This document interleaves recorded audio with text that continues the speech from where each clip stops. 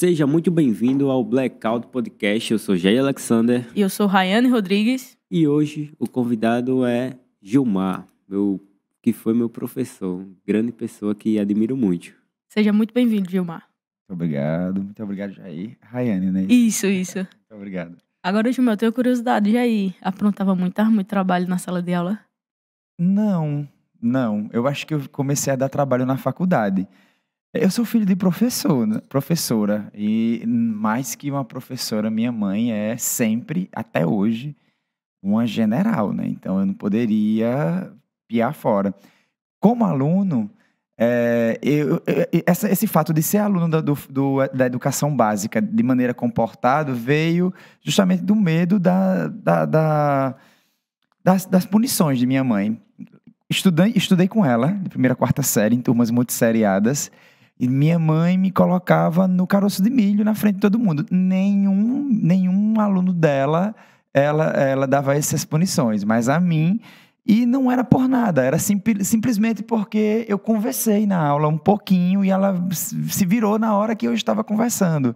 Então eu ia para o caroço de milho, eu levava palmatorada, eu levei muita palmatorada. Eu acho que até hoje ela deve ter alguma palmatória guardada lá nas coisas dela, porque eu fui um aluno péssimo em matemática, de comportamento sempre muito bom na educação básica, mas péssimo em matemática. Adorava ler, aprendi a ler rapidamente, e eu acho que vem muito, talvez daqui a pouco eu fale sobre esse como comecei a ler, né? Mas o fato dela estar o tempo todo perto de mim me causava muito medo. E eu trouxe isso para quando eu vim estudar na Escola Mário Gomes, de 5ª a 8ª série.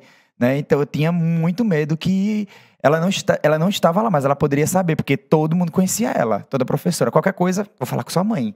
Então, de novo, ela poderia chegar na frente de todo mundo, agora com a escola maior, me humilhar, colocar no caroço de milho.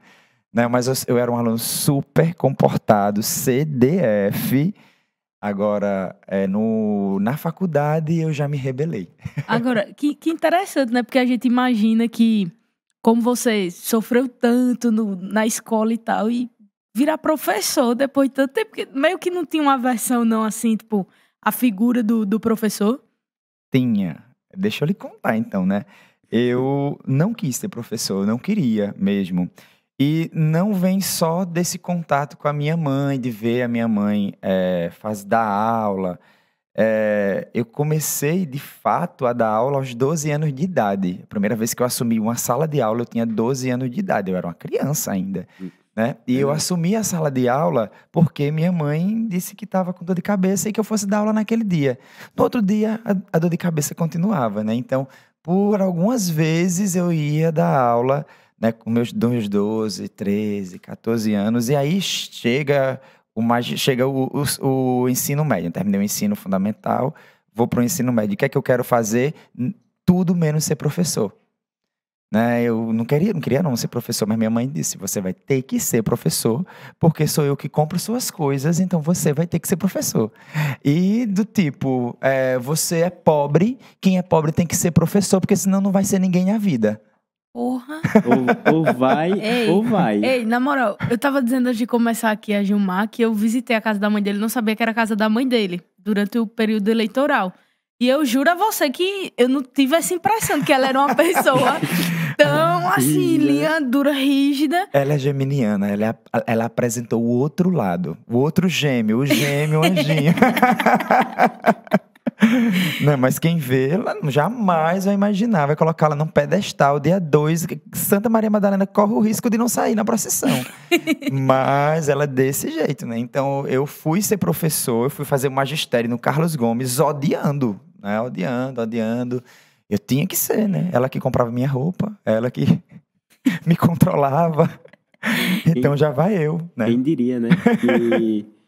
Um dos grandes professores de União dos Palmares não queria ser professor. Né? Mas eu fui me apaixonando pelo magistério. Na prática, estudando, dando microaula. Odiei da microaula, né? Já vem a professora. O que era? Tipo, uma Microaula, tipo uma preparação, uma simulação de uma aula, né?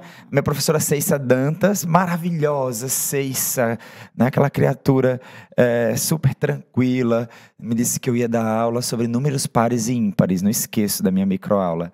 E lá vai eu dar aula de números pares e ímpares e depois ouvi uma avaliação de Ceissa que minha aula não foi legal e eu sabia disso. Então eu disse, não, eu vou fazer melhor. Aí fui, né, me envolvendo mais. No terceiro ano, quase que eu não continuava o magistério, porque o magistério saiu do Carlos Gomes, eu estudava à tarde, veio para o Rocha.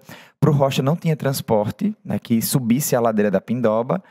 Aí eu quase que desistia. Foi justamente no ano que eu consegui um contrato para trabalhar como professor alfabetizador.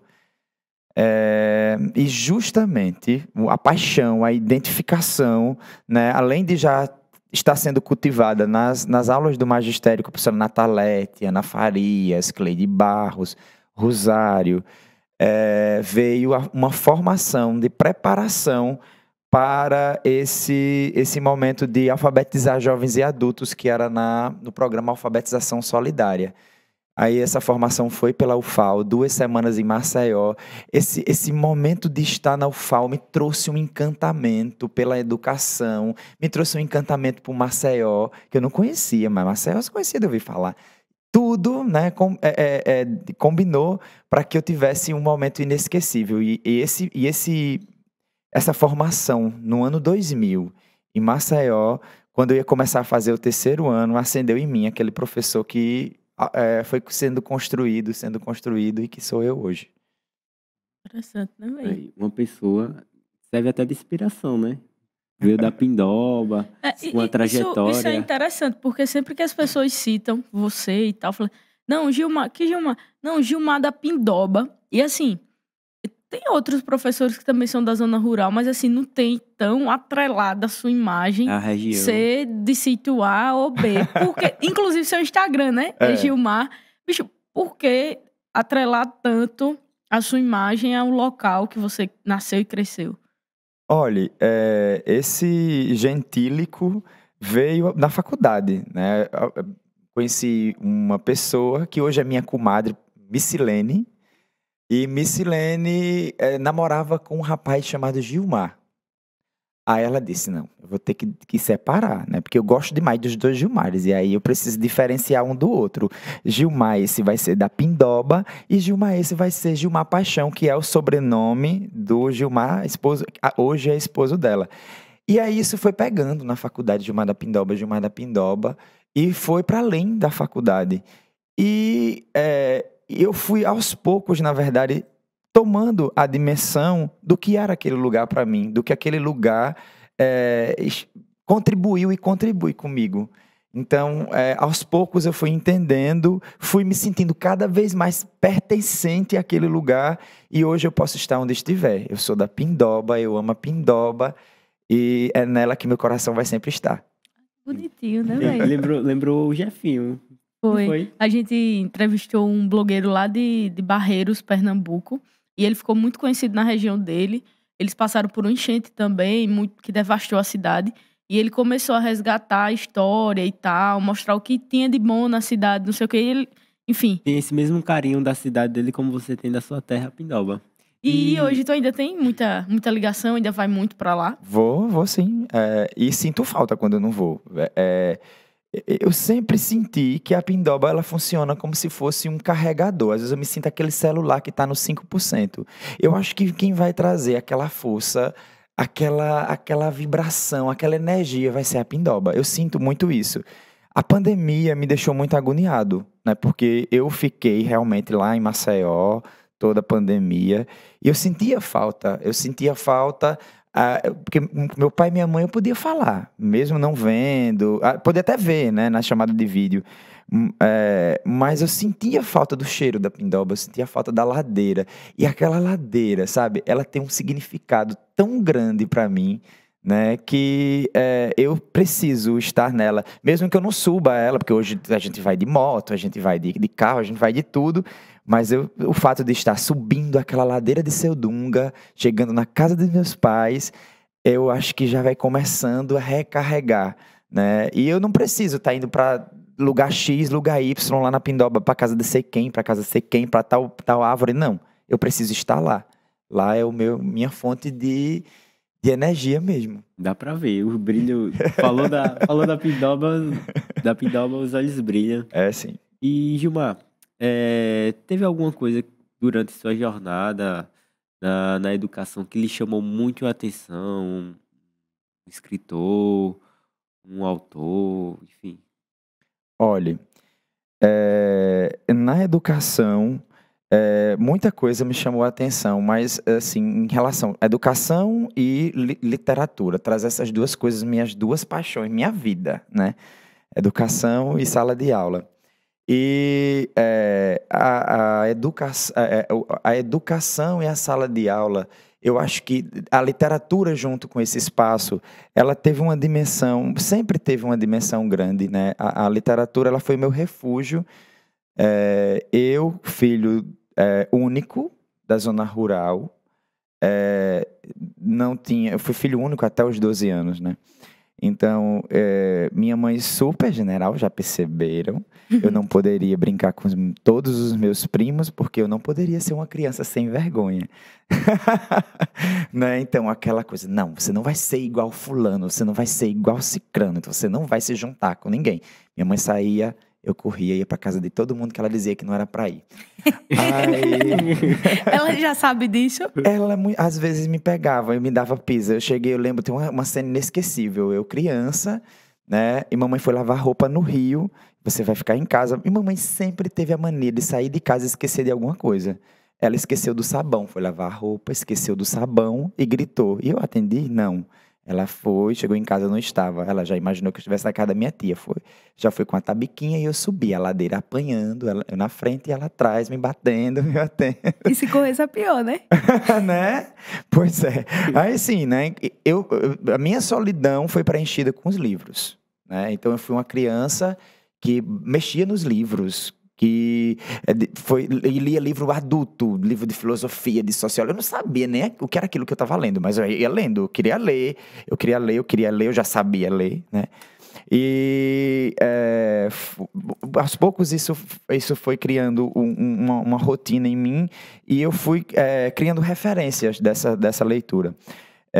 Patativa do Assaré é uma dessas leituras fortes, né? Patativa do Assaré, ler Patativa do Assaré foi algo que me fez me identificar demais. Ele era um caba pobre igual eu. Ele era um caba analfabeto igual ao meu povo. Ele era alguém que talvez fosse desacreditado igual ao meu povo. E ele era um dos principais nomes da literatura do Nordeste, do Brasil, né? Um cara estudado na França. Aí, pronto. Então, já vem Patativa. Fui lendo mais Machado de Assis. Mas assim, uma coisa que na faculdade, uma referência de literatura na faculdade para mim foi Fernando Pessoa, que eu conheci mais Fernando Pessoa através de Maria Bethânia, né, através do show Maricotinha, que se não me engano esse show ele celebra os 35 ou os 40 anos de Maria Bethânia. E o poema, né, eu já conhecia outros poemas de Fernando Pessoa na faculdade, mas quando eu vi Maria Bethânia declamando o poema do Menino Jesus, eu disse, não, é isso, eu vou conhecer esse cabra. Hoje ele está tatuado em mim, né? Eu amo Fernando Pessoa. Então, eu fui trazendo isso para a sala de aula. Essa experiência de literatura precisava estar na sala de aula porque eu me senti transformado pela literatura. Eu fui alguém que não tinha energia elétrica em casa, porque só chegou a energia elétrica lá onde eu morava quando eu tinha 15 anos de idade, né? Então, os espaços de entretenimento ou era brincar, quando mamãe vinha estudar na cidade, porque se ela estivesse em casa eu não poderia brincar com os meus primos, com os meus vizinhos, ou era ler, né? Então, li. E eu fui sentindo que isso foi me enriquecendo muito. Eu queria que outras pessoas também fossem enriquecidas. Eu também queria que as pessoas se identificassem com aqueles escritos. Então, fui trazendo isso para a literatura. E eu não deixo. A literatura faz parte mesmo da minha rotina de sala de aula. Gosto de dar aula de gramática? Não gosto, mas preciso. Gramática, ortografia. Eu gosto de literatura, eu amo literatura. A língua portuguesa acaba sendo algo tão grande que a literatura às vezes é esquecida, mas eu faço questão. Por isso que no primeiro ano a gente desenvolve um projeto pontual, trazendo a literatura. O segundo ano, outro projeto pontual, trazendo literatura. E eu estava com um projeto desafiador, ousado para 2020, mas não aconteceu, que também tem a ver com literatura. Qual foi o período que o senhor chegou no Rocha Cavalcante? Porque eu acredito que foi a escola, ou o seu próprio trabalho, que eu acredito que foi o seu trabalho, que lhe deu esse destaque tanto como professor. Foi, vamos dizer assim, como um professor grande. Foi a escola Rocha Cavalcante ou ensinou em outras escolas? Eu já ensinei muita escola. Eu comecei a dar aula na cidade, aliás, dar aula na zona rural, né? Dei aula pelo programa Alfabetização Solidária. Minha sala de aula, minha sala própria, né? Veio aos 18 anos, né? Mas eu já dava aula desde os 12. Né? Minha mãe sempre me chamava para dar aula, né? Eu sempre estava lá dando aulas inteiras, corrigindo muita prova, elaborando prova, atividades. Né? Na verdade, era eu que dava conta de tudo. Né, da documentação da escola, um mimeógrafo e tal. Então, dei aula no sítio, lá na Pindoba, na escola Santa Maria Madalena. Depois, eu vim para a escola Joaquim Correia, ou Joaquim Gomes de Araújo, não tenho certeza hoje, que fica em Várzea Grande. A escola Padre Donald, que eu amo a escola Padre Donald, eu tenho um carinho muito, muito grande pela escola Padre Donald. A escola Laura Pereira. Dei aula no Carlos Gomes também. No Rocha, eu cheguei em 2004 como monitor. Eu dava aula no Carlos Gomes e no Rocha como monitor. 2005 também como professor monitor. Aí passei no concurso, fui dar aula, passei no concurso do Estado, fui dar aula na Escola Monsenhor Luiz Carlos em Ibateguara, na qual me tornei diretor por 2 gestões. Diretor pedagógico, que é tido como diretor adjunto. Dei aula também na Escola Manuel de Matos, em Santana do Mundaú. Então, a minha história ela já é feita com muita gente, né? Porque eu já passei por muitos lugares. Agora eu recordo, inclusive até da escola de Ibateguara, que quando eu estudava lá no Rocha, a gente foi apresentar o Morte e Vida Severina lá. Inclusive foi citado... O senhor foi diretor de lá, inclusive tinha uma professora que amava o senhor. Quer dizer, todo mundo ama o senhor, né? Todo mundo conhece. Nem sempre, né? A gente sempre tem aqueles hatezinhos. Inclusive a gente também tem. A gente tem, né? na verdade. Faz parte. Acho que os primeiros comentários do canal do podcast foram de hate, não foi nem, assim, da galera comentando positivamente. E, assim, coisa de baixo nível, assim, pesado mesmo. Talvez eu não tenha ouvido ainda um negócio assim do baixo nível, mas pouco importa, né? Agora, assim, acredita que, assim, eu fiquei feliz. A gente ficou muito feliz. Motivou a gente. Quando viu o hate. Assim, não foi nenhum fato assim, do comentário. Não é que a gente ficou feliz com o comentário. Mas é que, assim, se a gente fez algo pra incomodar alguém naquele nível, então, assim, a gente tá fazendo o certo, né? E com uma besteira. Dependendo quem seja, a gente se sente muito feliz. Essa pessoa criticou, não gostou, tá. Que bom foi essa pessoa, eu tô no caminho certo. E o pior é que a gente nem sabe quem é, que essa pessoa vai e se esconde através de perfil. Porque a gente tava falando de um assunto, assim, a nível nordeste, de um pastor, o Samuel Mariano. Aí o cara ficou puto. Aí, enfim. Mas, A pessoa não tem coragem, repara. A gente vai se incomodar com alguém que não tem coragem de se identificar. Mas eu lembro que eu estudei durante o ensino médio ali no Olímpia. E a gente não tinha muito essa parada da literatura e tal. Mas teve um trabalho que a gente fez que era o seguinte: a gente tinha que pegar um clássico da literatura e a gente tinha que adaptar para um curta-metragem. Eu acho que foi a única atividade assim voltada para a literatura que a gente teve lá. E apesar de gostar muito de ler, até hoje eu tenho o hábito de ler ao acordar e antes de dormir. É a primeira e a última coisa que eu faço no dia. Mas eu sentia muita falta disso da literatura. Você acha que se houvesse mais incentivo na literatura para esses projetos que você faz muito no Rocha Cavalcante, você acha que a educação no Brasil iria evoluir de forma mais rápida? Eu não tenho dúvida disso, sabe, Rayane? Falta muito conteúdo na formação da gente, né? Na nossa formação estudantil. Os nossos alunos são muito carentes. E aí a gente vê que carentes de tudo e de uma formação mais efetiva. Principalmente em um período em que as fake news é quem vem formando a cabeça das pessoas, né? Tem sido muito forte. Então, o nosso aluno precisa da literatura. E como não tem havido essa valorização da literatura, a gente percebe que cada vez mais as pessoas estão ficando sem conteúdo, né? Eu acho que a literatura me levou para o lugar, me fez me encontrar, né? Patativa de onde? Do Assaré, Gilmar de onde? Da Pindoba.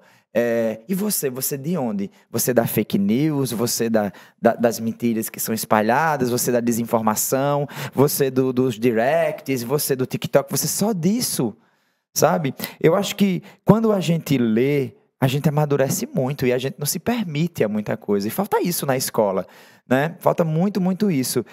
Falta fazer com que as pessoas se situem em um contexto. E a literatura traz esse contexto. Traz outros contextos, mostram que contextos a gente não quer pra gente, que contextos devem ser valorizados, que contextos devem ser questionados para que a gente construa o nosso contexto. Precisa disso, né? E se não há valorização, há um vazio. Eu acho que a gente está nesse mundo do vazio. E nesse momento, sabe, das redes sociais excessivamente utilizadas, e eu não quero colocar as redes sociais como vilãs, né? Eu vejo que existe um distanciamento muito grande. Cada vez mais a gente está criando um abismo enorme, né, para a literatura, porque tudo tem sido muito instantâneo, né? A gente está querendo a notícia instantânea, a gente está querendo o clássico no vídeo. Vamos ver o vídeo resumido ou vamos ouvir o audiolivro? A gente não está querendo mais se deparar com as letras, não. Até a própria assim, literatura, não que não seja produzido, até hoje é produzido conteúdo literário assim, de muita qualidade, mas a gente observa que as coisas que bombam é aquela literatura tipo de pílulas de Instagram, que são 3, 4 frases que, assim, você vê 1 milhão das mesmas frases espalhadas pelo Instagram e é o que viraliza. Você não acha não que a galera que...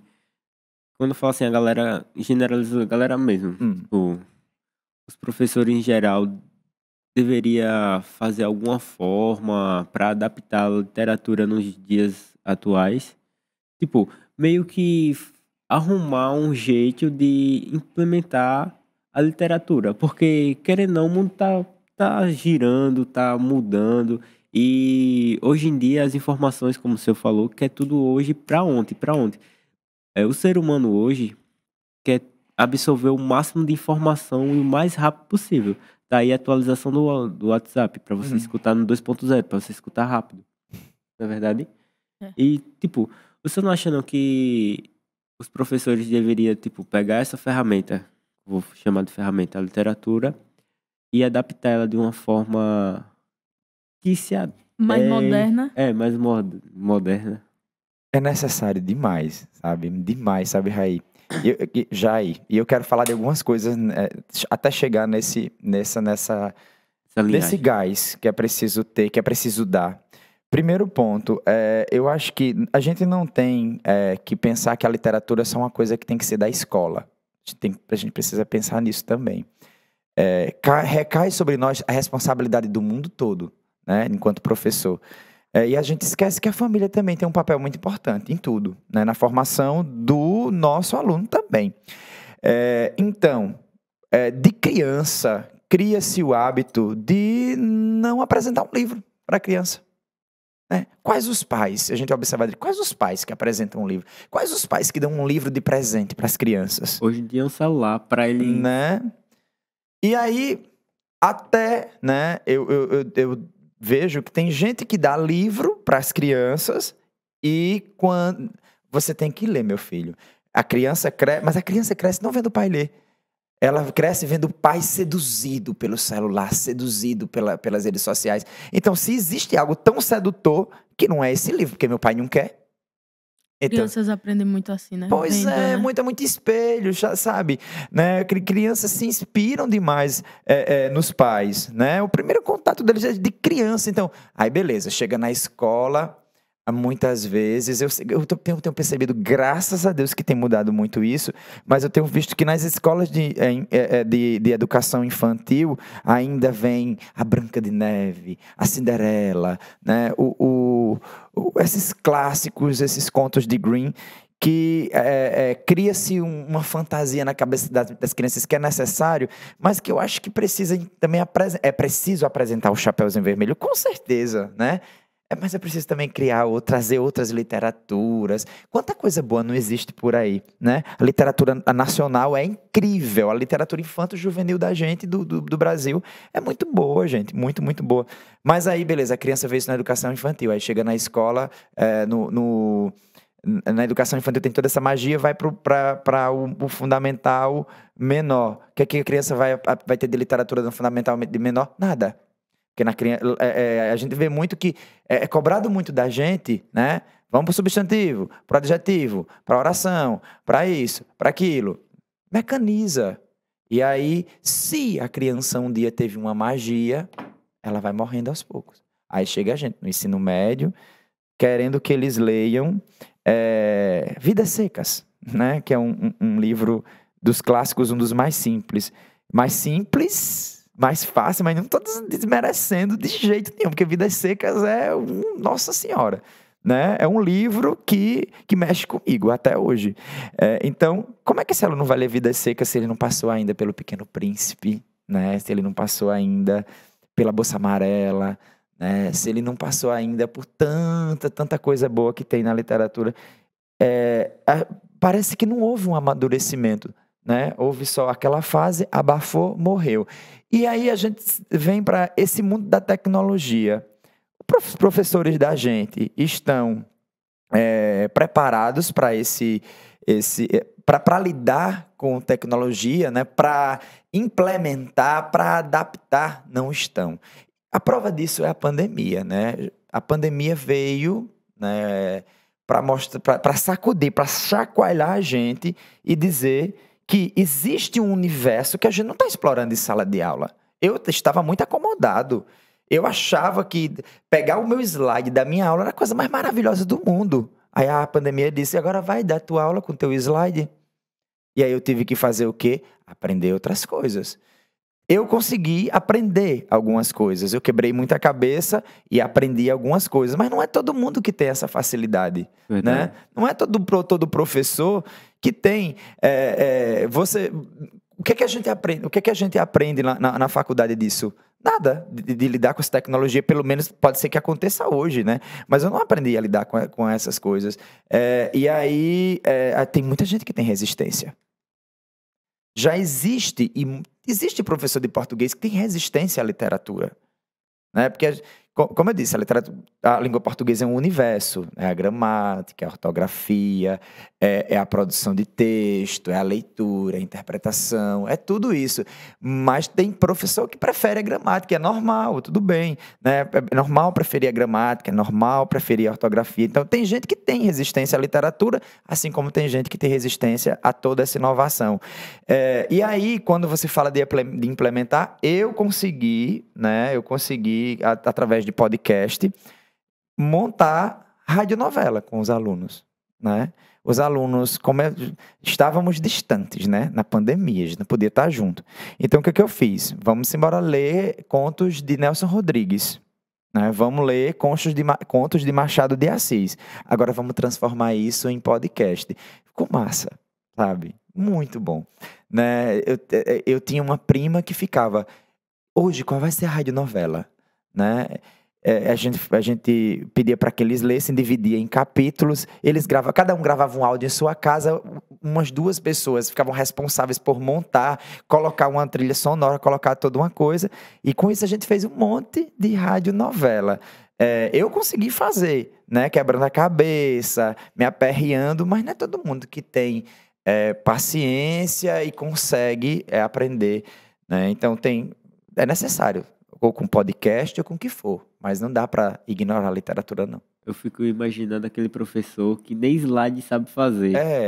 Mas eu acho assim também, tem muito do interesse do profissional de se reinventar, mas a gente também não vê muita ação do poder público para Do governo. capacitar, Verdade. para muitas vezes forçar aquele profissional a se renovar, né? E vai ficando nisso. Você falou a respeito da pandemia. Quanto professor, você acha que prejudicou quanto esse lance do remoto no desenvolvimento de aprendizagem nesses 2 anos? Raiane, é imensurável. Não dá pra gente mensurar a dimensão do estrago que a pandemia fez na formação dos nossos estudantes, não, né? Eu acho que a gente vai levar anos, né, para tentar trazer de volta, né, tentar recuperar, tentar chegar naquelas habilidades, desenvolver as habilidades que eles precisam, né? Mas tem aluno que vai sair sem conseguir isso, infelizmente, né? Muitos alunos nossos, eu digo nossos no ensino médio, né? Porque ensino médio terminou na etapa básica, né? Quantas pessoas que terminam o ensino médio vão para uma faculdade? Pouquíssimas pessoas num país de desigualdade como o nosso, né? Quantos países? Pouquíssimas. Quantas pessoas? Pouquíssimas. Então, a gente vai ter pessoas que vai ter um déficit muito grande na sua formação escolar. Isso não tem como a gente mensurar. É triste, né, bicho, ver Demais. um negócio desse assim. A pandemia por si só já seria difícil, mas também tem um Raiane, desgoverno desse que... né, também tem isso. Né? Assim, a gente fica vendo, né? Quando começou a pandemia, começaram as aulas online, e a gente se lembrava, eita, tia Mariazinha. Meu Deus, como Mariazinha era participativa na aula. Como Mariazinha era maravilhosa. Cadê Mariazinha? Senham? Né? Mariazinha tinha toda a desenvoltura, né? E de repente a gente retoma, vamos imaginar que Mariazinha fosse do primeiro ano, a gente chega no segundo, Mariazinha não sabe mais de nada. Não te digo assim, não sabe mais de nada. Estou falando do déficit da aprendizagem dela, né? Porque Mariazinha é outra, todos nós somos outros. Sim. Né? E aquele ritmo que ela vinha de aprendizagem foi quebrado, né? E a gente está tentando reencontrar Mariazinha. Talvez a gente não reencontre ela mais no ensino médio. E A evasão escolar é uma realidade, assim, dura aqui no Nordeste, aqui em Alagoas. Tu acha que, assim, aumentou muito? Porque, assim, você tem muita gente ia para a escola até mesmo pelos vínculos, né? Que criava ali na sala, seja com o professor, com o aluno. Com a pandemia, isso se desfaz, né? Meio que não existe. Você não tem uma relação entre os alunos ali e tal. Você acha que vai ser outro ponto que se desfez essa relação para você conseguir trazer aquele aluno novamente para a sala de aula? Com certeza, né? Houve ruptura em todos os sentidos, né? Isso é fato. E eu fico lembrando, estamos no 3º ano, né? E a gente vê eu estou lembrando da turma do 3º ano, umas alunas que eram participativas e que, por mais que a pessoa goste demais, assim, ou sua aula isso, sua aula aquilo, não sei o quê. E assim, tantos professores maravilhosos que a gente tem no Rocha, né? E que são muito cativantes, mas que não conseguiu trazer esse aluno, né? Então, essa ruptura foi em todos os sentidos, né? Infelizmente, e aí a evasão está acontecendo. Mas essa evasão que tem acontecendo, ela vai se transformar em propagandas belíssimas, né? A propaganda não vai mostrar os alunos que estão fora da sala de aula. Você vai ver daqui a pouco, né? Não duvido, daqui a alguns meses, governos por aí, vários estaduais, municipais e tal, sair colocando sua propaganda, dizendo que já conseguiram recuperar, que já conseguiram sanar, né, toda essa imensa crise, né, essa cratera que se formou. Mas isso é cai Nesse papo. nesse papo, né? Quem cai, mamadeira de piroca, né? E não falta quem caia. Verdade. Isso é verdade. Eu observei que você trouxe um livro de Jorge de Lima, né? Isso. Tá aí. Você sente falta de ser trabalhado aqui na cidade? Principalmente em União, a terra do cara. Ser trabalhada a literatura de Jorge de Lima? Nossa, se sinto, né? Eu sinto falta de conhecer o professor, sinto falta de conhecer Jorge de Lima.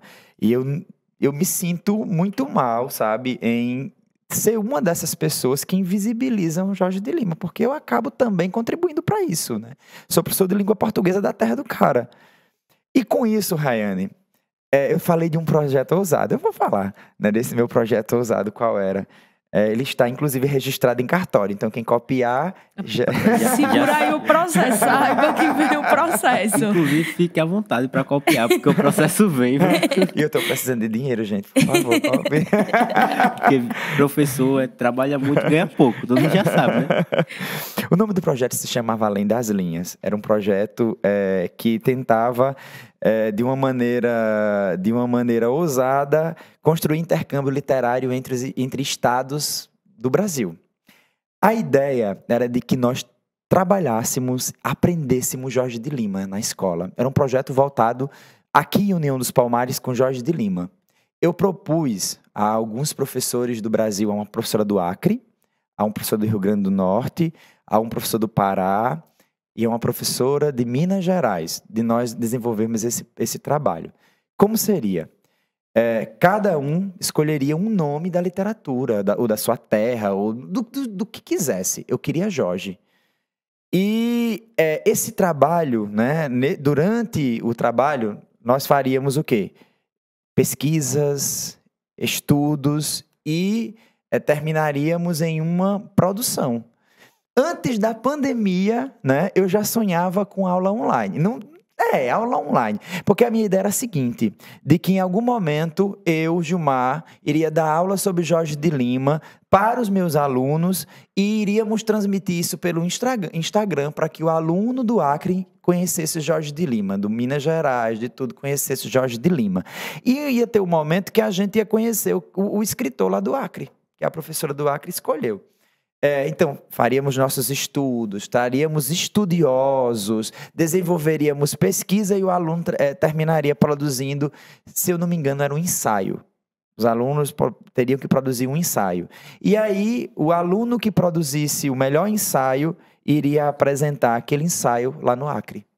E nós receberíamos ensaio sobre Jorge de Lima, né? Depois de todo o estudo, depois de tudo que a gente apresentou para outros lugares, né? A gente iria receber também pessoas de outros lugares aqui para ver a produção dessas pessoas. Então seria um momento de troca e um momento de muita aprendizagem, um momento de muito conhecimento sobre a gente, né?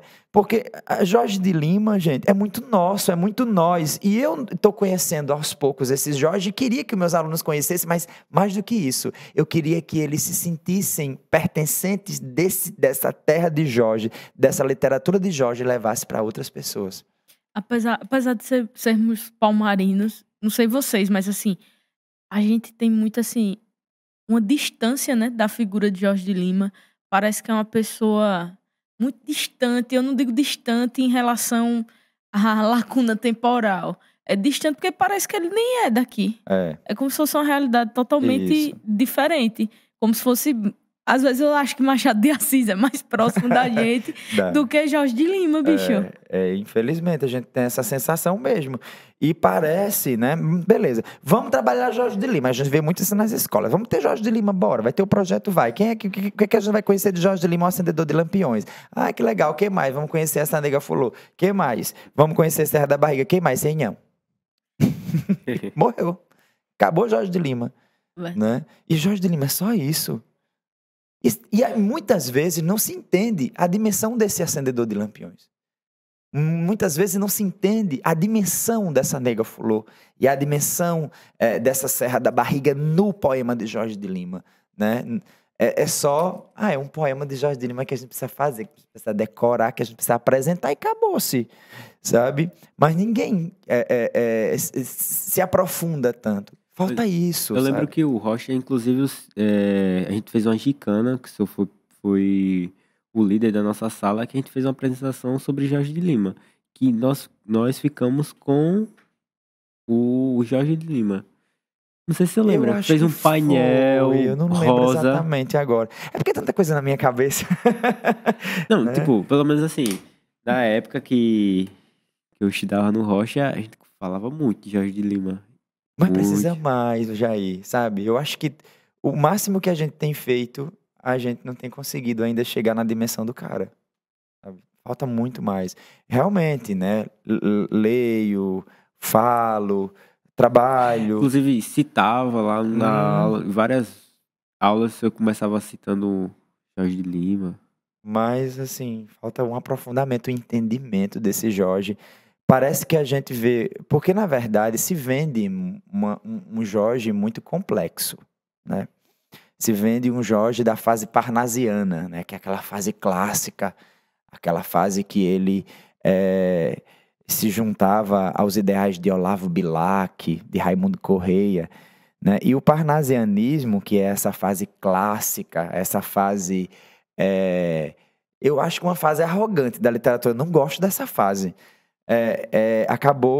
Esse parnasianismo acabou distanciando as pessoas da literatura, né? Porque era uma literatura para elite, né? A literatura era vista como uma obra de arte e não era qualquer literatura que era digna de ser chamada de literatura pelos parnasianos.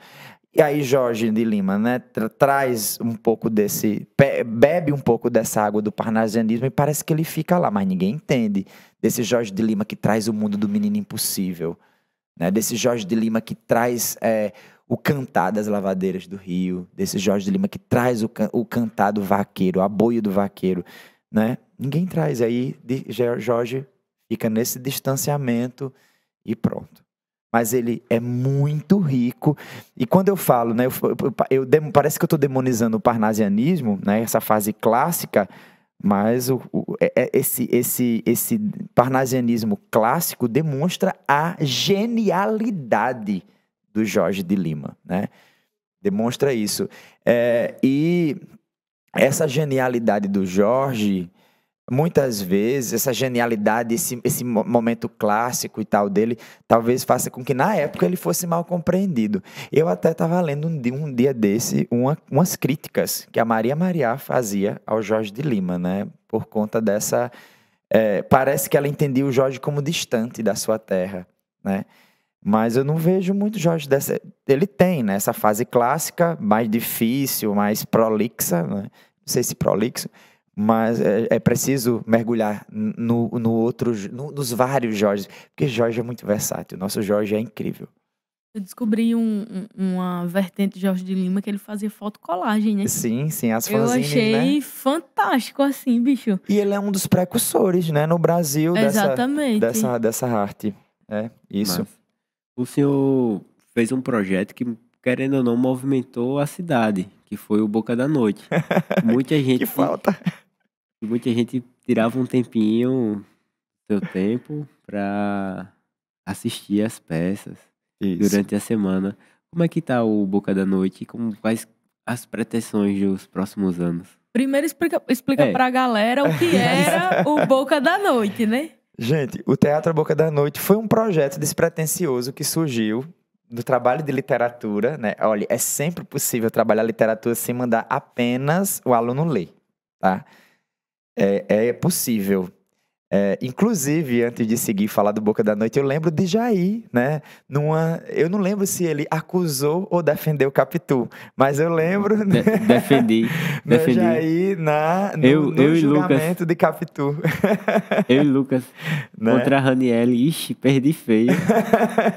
Sério? Sério, Foi. péssimo advogado. O tribunal do júri foi? Não foi. Não dá pra trabalhar literatura, minha gente, só... Aí, leia, minha gente. Não, peraí, né? A gente tem que pensar em envolver mesmo a galera, né? Foi massa, vice. Top. Foi massa aquele dia. Né? O Teatro A Boca da Noite é um projeto de leitura e de produção textual, né? Ele surgiu, eu não lembro agora exatamente o ano, mas eu acho que a gente iria para a 5ª edição do Teatro à Boca da Noite. Ele surgiu a partir do momento que eu comecei a trabalhar com uma turma excelente. Eu tinha turmas excelentes que estávamos trabalhando o gênero dramático. Gênero dramático, teatro, né? Porque a gente não faz umas peças teatrais e apresenta. Vamos fazer um festival de teatro na escola. Dividi a sala em equipes. Cada turma ficou com o responsável para pesquisar sobre um dramaturgo.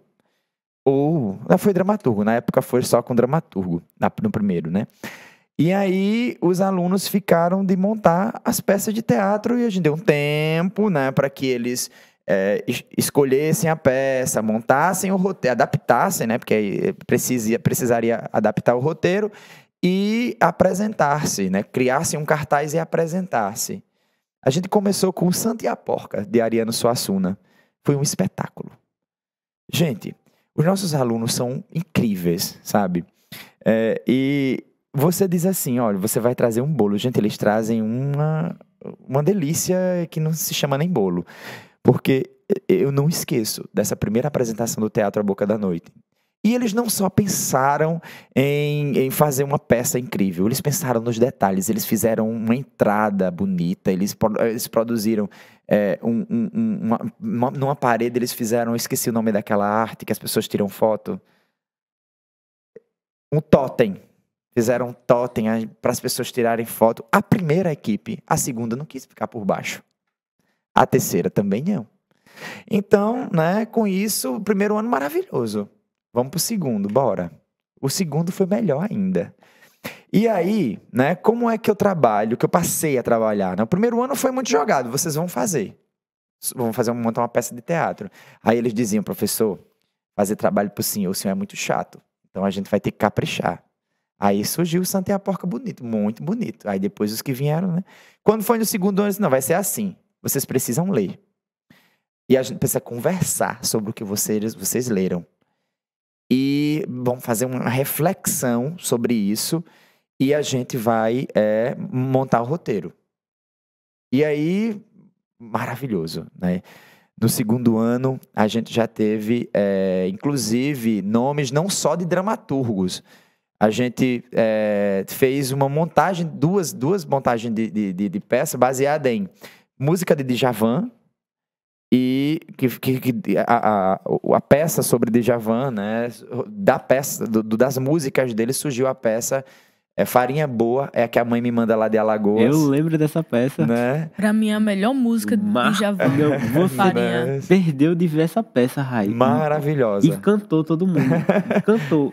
Eu penso em trazê-la de volta, porque realmente ela foi incrível. Foi muito massa. Boa, muito boa. Teve aquela menina que fez aquela... Eu nem lembro quem é a menina, mas... Eu acho que foi a Lana. Tem a Lana e Sandriele que se destacaram muito.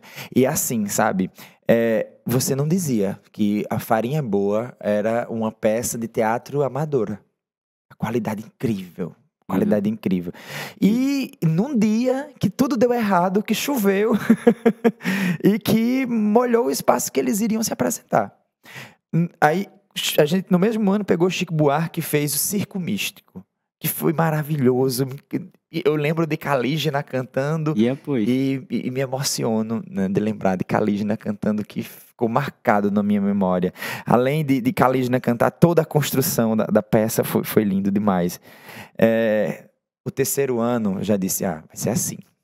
Cada um vai ficar com um nome, né, da literatura ou da música. Cada um vai escolher um texto, né, que seja um texto, um conto, que seja uma peça teatral, que seja um romance, que seja um poema. Mas todo mundo vai escolher um texto, vai me dizer que texto escolheu, vocês vão ler e a gente vai se reunir. Então a gente passou a fazer dessa forma. Os alunos liam, a gente se reunia, eles comentavam sobre o que leram. E depois a gente definiria, né, qual que a gente escolheria. Vamos imaginar, Rayane escolheu ler o texto... o conto Missa do Galo, de Machado de Assis. Jair escolheu o texto, o conto O Bruxo do Cosme Velho. Outra pessoa escolheu outro conto. Outra pessoa escolheu outro conto. Vamos lá. Agora, cada um vai falar sobre o conto que leu. Aí, depois que a gente faz a escuta, né, das experiências que cada um tem com sua leitura, eu li esse, gostei, não gostei, esse é legal, esse daria pra gente fazer uma peça de teatro muito massa. E no final a gente escolhe qual que a gente vai transformar em uma peça de teatro. Depois todo mundo teria que ler aquele que foi escolhido, para depois a gente definir quem seria roteirista e começar a passar a fazer o roteiro da peça. Depois a gente começaria a se reunir, definiria quem ficaria com sonoplastia, quem ficaria com iluminação, com maquiagem, com toda a gente fazia toda a organização. E aí isso ficava esplêndido, né? E cada ano melhorando mais.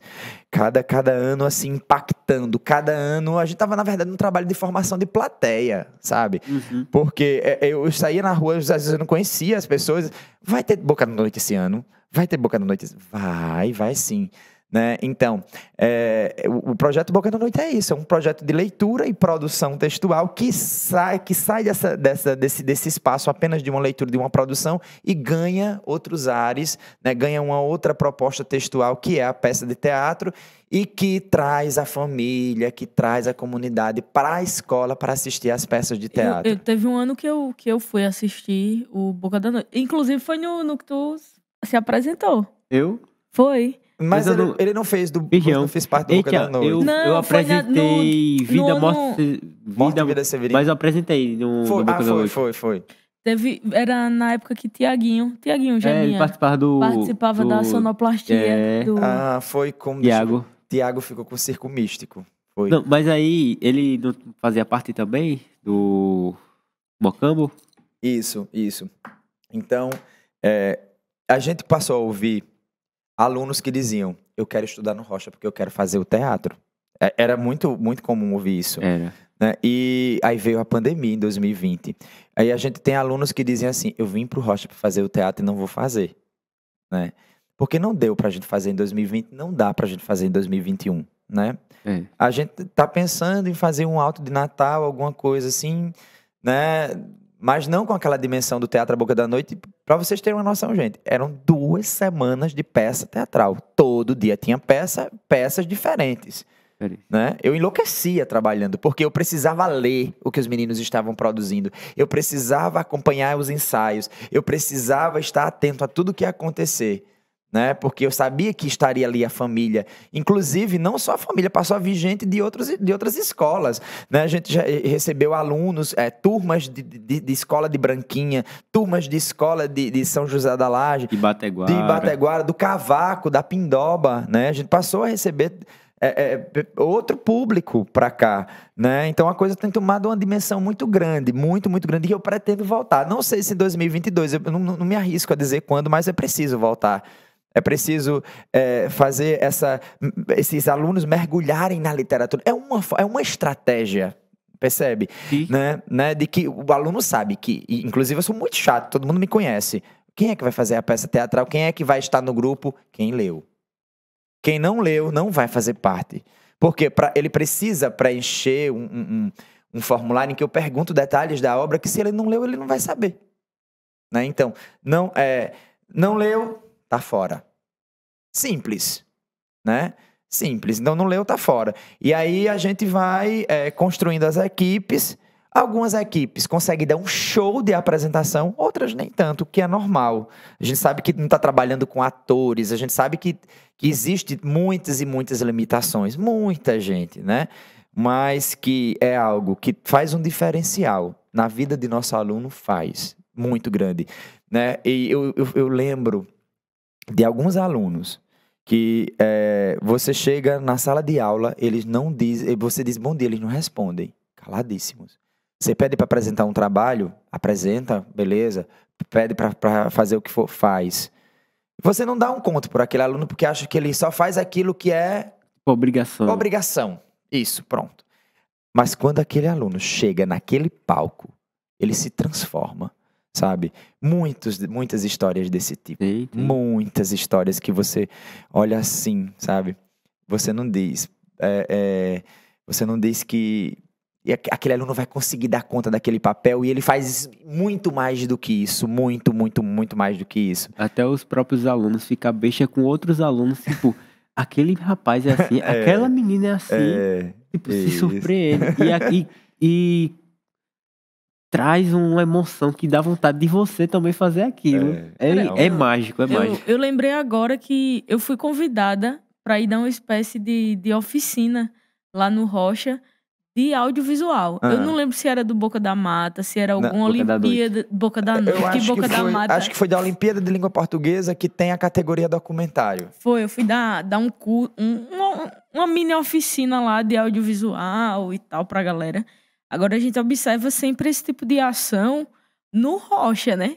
A gente, pelo menos, não é do meu conhecimento que outras escolas aqui na cidade façam esse tipo de coisa. Você acha que porque o Rocha sai assim da média e ultrapassa os muros da escola? Como a pergunta eu não consegui compreender. Por que o Rocha faz isso? Por que ele é tão acima da média? Não é só o Boca da Noite. Vocês sempre se destacam no IDEB, sempre tem a Olimpíada de Português, vocês sempre estão no destaque. Então, assim, é uma escola muito, muito acima da média das outras aqui do município. Inclusive, tá de parabéns, hoje saiu o edital, né? Que tá finalista da Olimpíada de Português, é isso? Finalista. Já somos medalha de prata, já temos a medalha de prata garantida. E agora a gente vai tentar chegar à final. Já estamos na final, né? Tentar ganhar, o título, né? Tentar trazer ouro para casa. Por isso. São quantos alunos na Olimpíada? Esse ano teve uma dimensão diferente, sabe? Vou falar. Daqui a pouco eu falo da Olimpíada, isso. né? Mas, assim, a pergunta que você fez é por que o Rocha chega a esses patamares e tal. Olha, eu vejo que muitas escolas produzem muita coisa boa. Talvez a gente não conheça, porque talvez os professores ou a escola ainda não estão utilizando recursos de divulgação maior, né? Talvez, né? Porque eu sei que tem muito professor produzindo coisas interessantes por aí. Mas, assim, enquanto professor, eu falo por mim, e eu sei da galera massa, dos professores maravilhosos que a gente tem, dos professores que vivem fazendo os seus projetos de ludovida, eu sei dos projetos de foguete, eu sei, inclusive tem agora um projeto que eu acho massa, né? As disciplinas da área de natureza, que são química, física e biologia, a gente está trabalhando junto, produzindo quadrinho, tentando fazer com que os alunos descubram nomes de mulheres, histórias de mulheres que se destacaram na ciência. Né? Então, se a gente cobra dos alunos uma excelência, e não só sou eu, a gente também precisa ter uma excelência. Né? Então, a gente sabe que existe esse rótulo de que o Rocha é arrochado. Mas essa história de que o Rocha é arrochado vem do magistério, né? Então, eu acho que a gente tem a gente é uma forte referência no país de formação de professor. Então, a gente tinha um curso de formação de professor incrível. E aí o magistério deixou de estar aqui no Rocha. E a gente vai deixar cair a peteca? Jamais. Então, talvez por esse histórico que a escola tem, né, que vem desde o magistério, que a gente não quer deixar as coisas acontecerem. Porque o ensino médio é regular. Mas não vai porque é regular que a gente vai deixar a peteca cair. Porque o ensino médio é integrado à ludoteca e à secretaria escolar, que a gente vai fazer com que seja algo menor. De jeito nenhum. Então, eu acho que vem muito do magistério e vem muito dessa responsabilidade que a gente cobra do aluno e que a gente precisa dar. Né? Se a gente não dá o nosso exemplo, a gente não tem que cobrar do aluno de jeito nenhum. Sabe? Vem muito disso. Eu posso falar da Olimpíada? Agora vamos falar da Olimpíada agora. Vamos falar da Olimpíada, como foi aí essa jornada até chegar nessa final. E tipo uma luta, né? Em tempo de pandemia. Imagina a luta. Olha, eu sou uma pessoa que não acreditava na Olimpíada de Língua Portuguesa. A cada 2 anos acontecia a Olimpíada de Língua Portuguesa. Aí toda vez que acontecia, de novo, já vem esse negócio pra gente fazer, né? Eu vou fazer porque a secretaria... Desculpem. A secretaria cobra. A Geri fica sabendo, se a gente fica buscando saber se a gente já fez alguma coisa, tem que fazer, eu faço. No ensino da gente não me destacava. Então, quando foi em 2000, acho que 2016, ou foi 2016, ou foi 2017, porque teve um ano que parou, né? Então acho que foi 2016. Aí, a gente, num texto nosso que a gente escolhia, a gente trabalhava a Olimpíada em todas as turmas, e cada turma, cada série, né? Na verdade, cada série ficava com uma categoria. Era primeiro e segundo ano, documentário, terceiro ano, artigo de opinião. No fundamental acontece também a produção, mas em outros gêneros, que é crônica, poemas, memórias literárias. E aí, quando foi em 2016, cada turma a gente escolhia e submetia a uma comissão julgadora escolar que escolhia qual texto da escola iria representar a escola na comissão municipal. Aí a gente foi escolhido, né? Na comissão, a gente mandou um texto para a comissão municipal gostou e levou para o estado, mas a gente não teve êxito, né, na etapa estadual. Em 2019, fiz de novo, né? Ok, vou fazer, preciso fazer, faço, sem querer. Fiz. E aí a gente teve êxito, né? A gente passou pela etapa escolar, com o aluno Márcio Lucas, que estudava no terceiro ano B na época. Aí a gente foi para a etapa municipal, passou. E passou também da etapa estadual. Com isso, vem a etapa regional, representar nossa região e ser, né, e pleitear uma vaga para representar o Nordeste. E fizemos uma viagem a São Paulo. Então, essa viagem foi o meu desabrochar para a Olimpíada de Língua Portuguesa, né? A viagem por si só, né? Vou para São Paulo, né? Vou para Branquinha, a maravilha, né? Então a gente foi para São Paulo, eu e o Márcio. Foi assim, foi lá que eu conheci podcast, foram momentos de formação incrível, sabe? De conhecer mais literatura, de estar junto de Bianca Santana, aquela articulista maravilhosa, de conhecer gente de todo o país. E foi justamente nessa Olimpíada de Língua Portuguesa que a gente precisa levar Jorge de Lima para outros estados, criando essa rede de educação e de intercâmbio literário com outros estados, com pessoas que eu conheci lá em São Paulo, né, que eram de outros estados. Não conseguimos representar Alagoas na final, mas foi uma coisa... Eu não esperava estar na etapa regional, né? Fiquei muito feliz quando foi esse ano que disseram vai ter a Olimpíada. Eu vou estar, eu vou fazer, eu vou me dedicar. Aí esse ano veio um formato diferente, né? Não era mais um aluno. O aluno era o protagonista, porque antigamente, né? O aluno era o protagonista. Agora, como é que foi? Nós trabalhávamos o gênero. Inclusive, muitos documentários excelentes, viu, Rayane, a gente tem, né? Tem uns documentários que estão disponíveis no YouTube da escola, que vocês precisam ver. Documentários maravilhosos. E a gente, esse ano, teria que trabalhar com as turmas tinham que produzir e nós teríamos que fazer um relato de nossa prática para cada turma. E aí...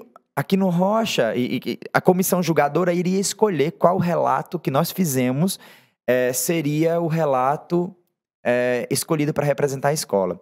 Além do relato, né, porque teria que ter evidências, 2 textos de cada turma, e também teria que ter fotos comprovando aquele trabalho, aquilo que você está dizendo no relato. Então, a gente fez isso e... né, o terceiro ano A foi a turma escolhida. E nesse terceiro ano A, a gente destacou o texto da aluna Crislane Vitória e de uma aluna surda, a aluna Cecília Vespa, né, Maria Cecília Vespa. E aí, trazer a Maria Cecília, né, dar voz a Maria Cecília, essa aluna surda que viveu a experiência da Olimpíada de Língua Portuguesa em um momento remoto, era necessário. A Maria Cecília... Ela é uma menina super esforçada, que, com todo esforço que ela tinha, se nas aulas presenciais ela se destacasse, já era muita coisa para uma aluna surda, que a gente sabe que tem todo o empecilho. A gente sabe também que tem Sérgio, que é um intérprete, nosso auxiliar maravilhoso. Imagine num contexto remoto. Imagine você ter alunas surdas, uma aluna surda estudando né, via computador, celular e ainda se destacar produzindo um texto. Então era preciso ter a Maria Cecília. E aí foi, né, o relato do terceiro ano A, foi Maria Cecília e Crislane representando a turma e nós passamos da etapa municipal, escolar, municipal, e hoje nós representamos a região Nordeste, né, juntamente com mais... Nós temos aqui a Escola Rocha Cavalcante, com o terceiro ano A, e eu com relato de opinião, com relato de prática chamado Um Poema em Louvor da Estrada. E a gente tem mais 2, né, de todos os estados do Nordeste. Os 3 que foram de Alagoas se destacaram. Os 3 são finalistas. Nós temos 3 finalistas de Alagoas e 2 finalistas de Pernambuco. Na Bahia, Sergipe, Maranhão não estão, né? Nordeste arrasando. Né? O Nordeste, Alagoas, né? Arrasando, né? Verdade. Nós estamos aqui, né, com 5, né, com 5 estudantes, com 5 professores, com 5 turmas, 5 estudantes, 5 turmas, que agora vamos em dezembro representar nossas escolas na etapa final. Não sei como vai ser, não sei se vai ser presencial, porque tudo aconteceu de forma remota. Inclusive, essa semana foi massacrante, não foi fácil a etapa semifinal. De terça a sexta, todos os dias, eu tinha formação, que foi leve, não foi algo pesado, mas era algo que eu tinha que dar aula, mas tinha que participar. E os alunos, num outro horário, num contraturno, tinham que participar de oficinas.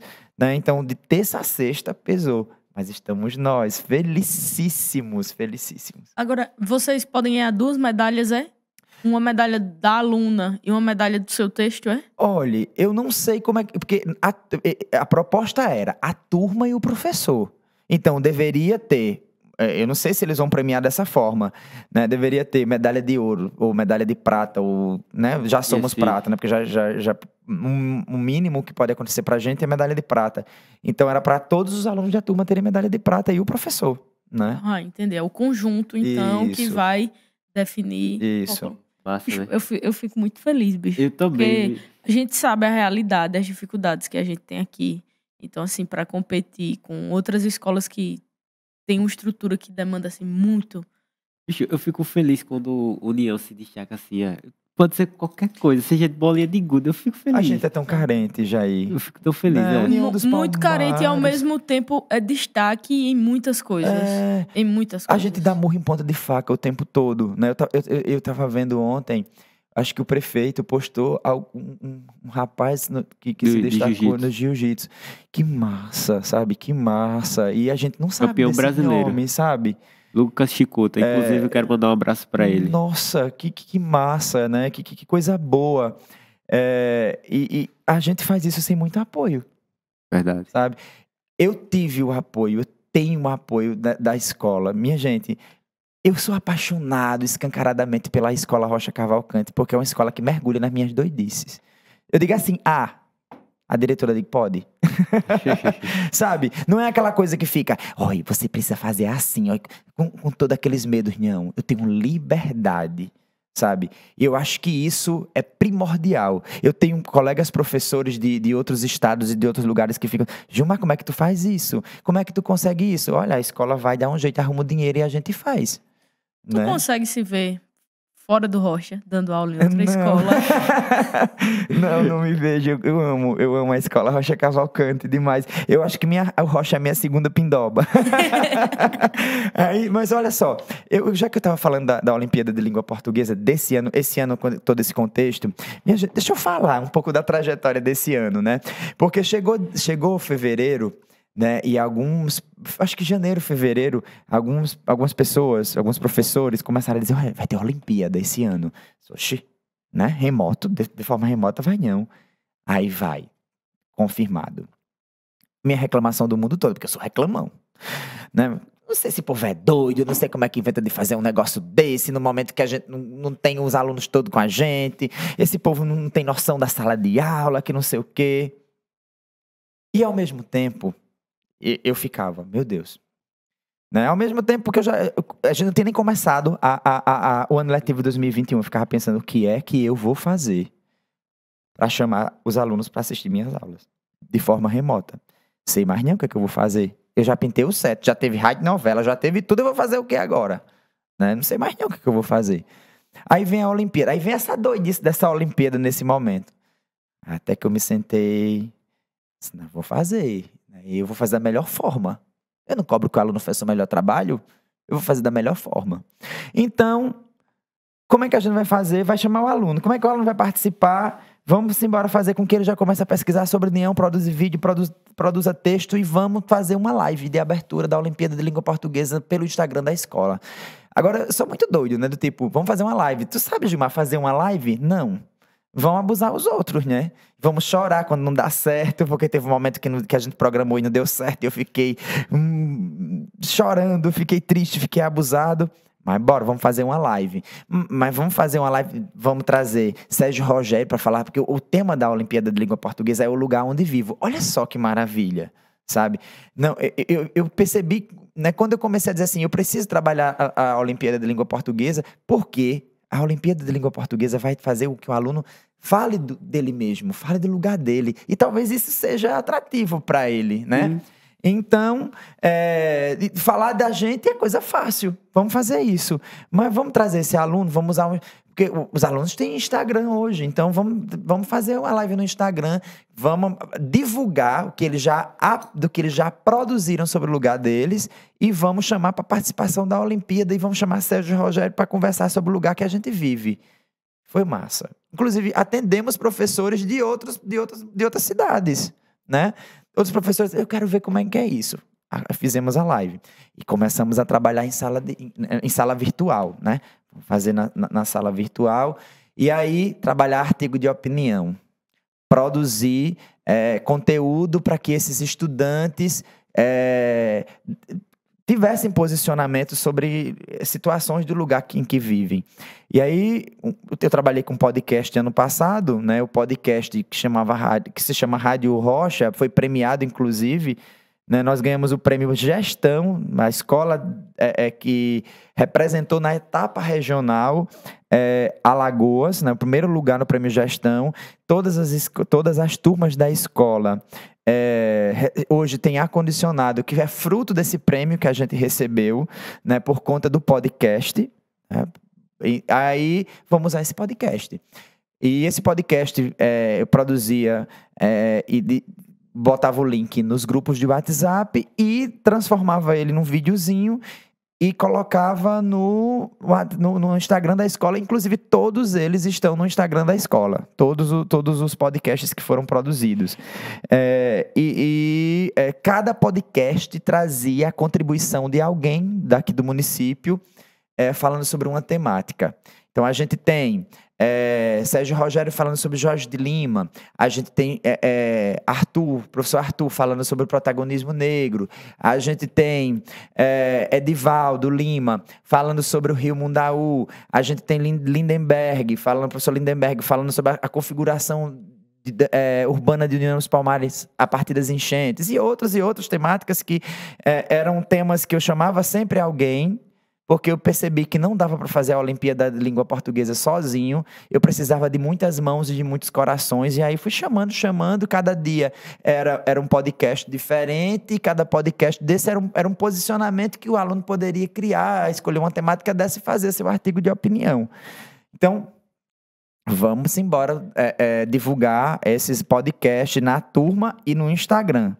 E também, né, já que a gente está trabalhando documentário, vamos trazer ex-alunos e vamos fazer umas lives reproduzindo documentários que eles produziram em outras edições da Olimpíada de Língua Portuguesa, para que o nosso aluno perceba que não é um bicho de sete cabeças e que pessoas que nem ele também fizeram.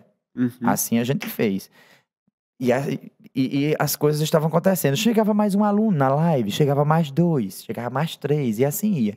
Mas não chegava todo mundo. Mas que isso me deu um gás para trabalhar esse ano, me deu.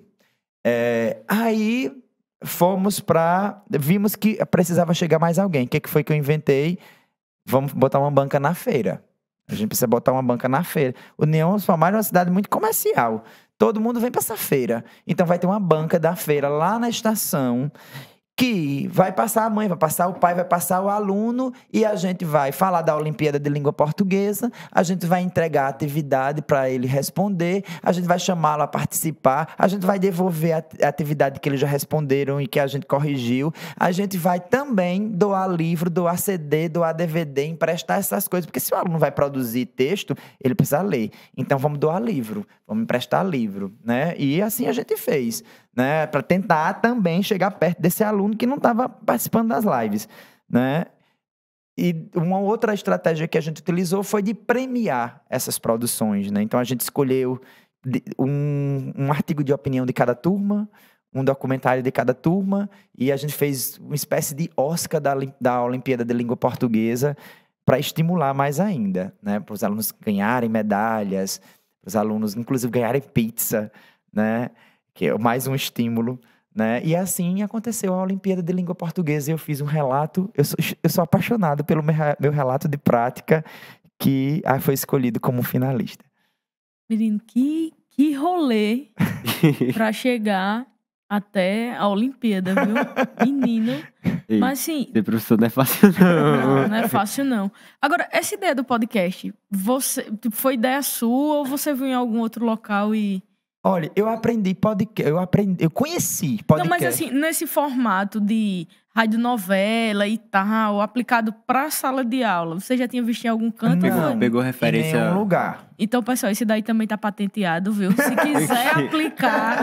quiser aplicar, entre em contato com o Gilmar pra aplicar aí na sua escola. A assessoria dele pode ligar pro meu número. Porque eu pensei assim, quando eu pesquisava, né, sobre podcast, porque a Olimpíada me ensinou em uma formação que era podcast, e eu vim, né, em 2019, eu vou trabalhar com o Jorge de Lima no projeto, além das linhas, e a gente vai produzir podcast para apresentar a todo mundo. Aí veio a Olimpíada, disse uma forma de fazer podcast, uma forma de divulgar as coisas no podcast. Aí eu li podcast, é uma espécie de produto em áudio, de recurso em áudio que é parecido com um programa de rádio. Eita, programa de rádio a gente vai fazer. Vai ser o quê? A Rádio Rocha. Aí, mas por quê? Porque os alunos, a gente estudou Jorge de Lima, os alunos precisavam pesquisar um poema de Jorge de Lima, os alunos precisavam gravar um áudio, um poema de Jorge de Lima, um podcast, né? Falei sobre podcast para eles, eles gravaram, e aí agora a gente vai precisar divulgar. Mas vai divulgar assim, botar no grupo de WhatsApp? Não, vamos fazer a Rádio de Rocha. Aí a gente começou, tinha um momento, era em torno de 15 minutos, mas chegou a passar de 15 minutos, porque eu sou muito desembestado. Aí tinha um momento da declamação, cada dia era um poema de Jorge de Lima diferente. Aí tinha o momento dos recadinhos do coração, que era mais uma forma de aproximar a gente que estava tão distante, né? Uhum. Tinha o recadinho do coração. Aí eu disse, não, precisa ter mais coisa. Vai ter vou trazer algum professor que fale sobre alguma contribuição de sua área para a Redação Enem. Tinha o Batalha Redação Enem, que era um outro quadro que tinha toda sexta-feira na rádio. Aí tinha um momento que era um bate-papo, que a gente escolhia um tema e que o professor falava sobre alguma coisa, né, sobre a Lei Maria da Penha, que a gente trouxe Edivanice para falar, e outras coisas sobre... Deve ser massa, né, velho? Manifestações culturais no São João, que a gente trouxe Luana.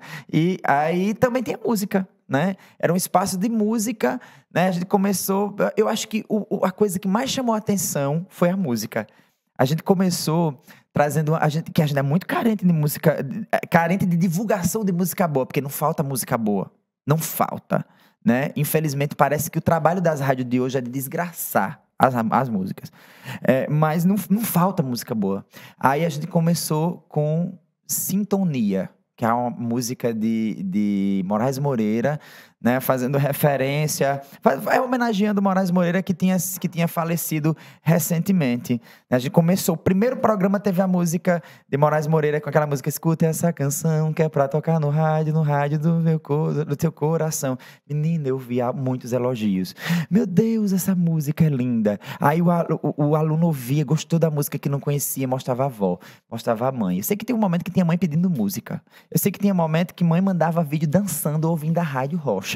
sabe? Então foi um momento de aproximação muito grande. Aí eu disse, então vamos botar a rádio novela. Sempre tem uns quadrinhos, que aqui lá surgiu um quadro, aqui lá surgiu uma coisa, e a Rádio Rocha foi ganhando Vida, espaço, ganhando vida, né? Que eu não continuei porque haja tempo. Menino tem que se desdobrar aí em uns 5 Oh, pra poder dar conta de tudo isso, velho. Isso mesmo. em 2018, Vossa Excelência ganhou uma premiação, né? Foi. Duas Duas. premiações.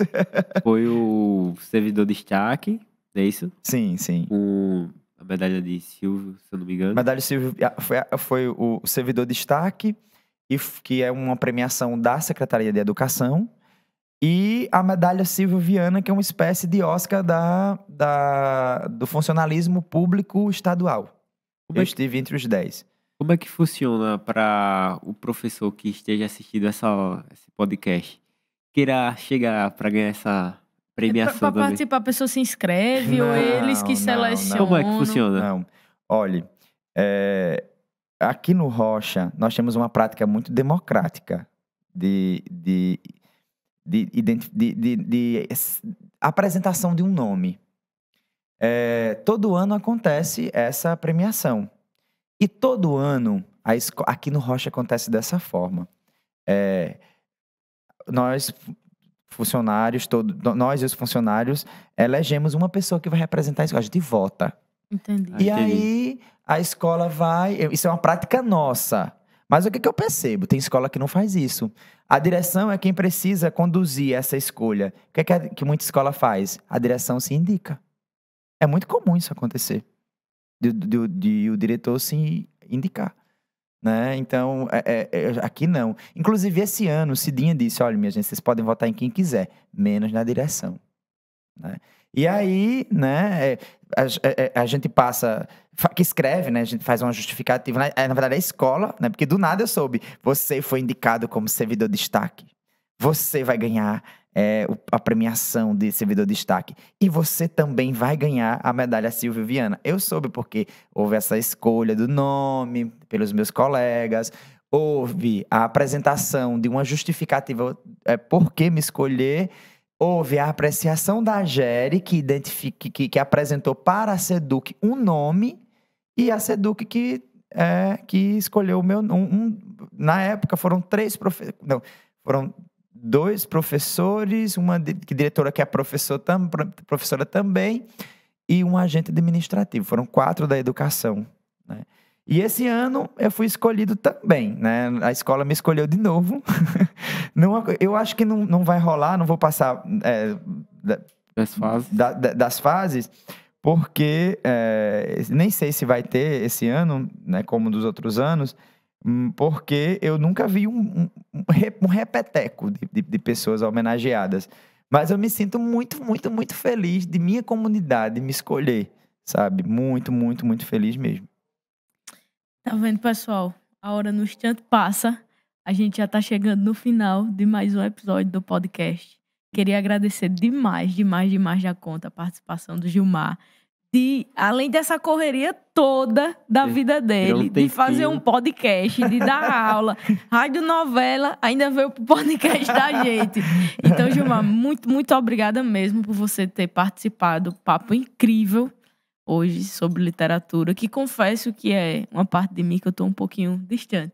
Mas vou voltar com mais afinco. Muito obrigada mesmo, eu viu? Eu que agradeço, muito feliz. Pessoal, quero avisar vocês que está chegando ao fim, como a Rai falou. E segue lá no nosso canal, se inscreve. Segue as redes sociais. Segue as redes sociais. E quero mandar um abraço para toda a turma do Rocha, para a família Rocha Cavalcante, para em especial Luana e minha turma, né, que eu fiz parte e veio várias lembranças aqui nesse papo. Estou muito feliz de estar fazendo esse podcast e agradecer a aceitação do convite que é o Gilmar e estar aqui com vocês. Estou muito feliz de estar com vocês aqui. E manda um abraço também, viu, pra galera do Rocha. Não estudei aí não, mas fica um abraço. É a magia. Pessoal, chegou ao fim mais um Blackout Podcast. Posso divulgar? Terminou já? Não, continue, tá. fala Pode aí, continuar. fala aí. Tá. Gente, eu dizendo, né, da hora, Sim, sim. né? Eu fluiu, né? Foi-se embora. Foi. Mas, minha gente, um abraço imenso para meu povo do Rocha, né? Para meu combustível, que o Rocha Cavalcante é meu combustível, meus alunos incríveis, né? Os pais, as mães, a todo mundo que acompanha a comunidade escolar, a Cidinha, a Elisângela, todos os professores, coordenação pedagógica, vigilantes, né? A galera da cozinha, da secretaria escolar, a galera que ajuda no laboratório de informática, na biblioteca. Gente, é uma família, sabe? Que só agrega, sabe, gente? Que só traz coisa boa pra gente. Infelizmente, Luana não está mais com a gente aqui no Rocha, né? Mas também mando um abraço pra ela. Então, um abraço pra todo mundo. E, né, eu vou vender meu peixe, tá, minha gente? Também. Porque em breve vai estar chegando o livro Versos pra Terra, que é um livro de cordel. Eu escrevo cordel, tá? E ele está, assim, na fase de boneca ainda, todo riscado e tal. Mas em breve está chegando, né? Um livro que eu estou como coautor do livro Rimas do Mundaú, né? O Cícero Manuel generosamente, né, selecionou nomes de cordelistas da região e textos de cada um. E agora eu vou lançar o meu, né? Tá na hora de chegar o meu livro Versos pra Terra. Então, quando vocês escutarem, virem alguma coisa sobre esse livro, compre, por favor. É isso, muito obrigado, Jair. Sabe, Eu que gente, agradeço. a educação, ela não traz só um salário na conta da gente, ela traz um salário no coração da gente. Jair, né, é dessas maravilhas que a educação me trouxe, né? E quantas maravilhas a educação me trouxe, né? Eu conheci Jair no 2º ano, sempre participativo, sempre questionador. Eu acho que ele morria de raiva de mim quando eu corrigia as redações dele, né? Até hoje, se eu fizer uma redação, o seu morre do coração.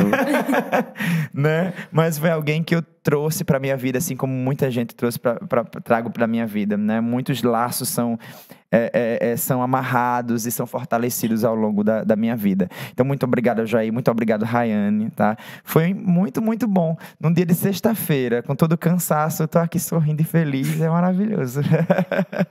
Pois é isso aí, viu, pessoal? Então, nos encontramos na próxima semana, viu? Valeu!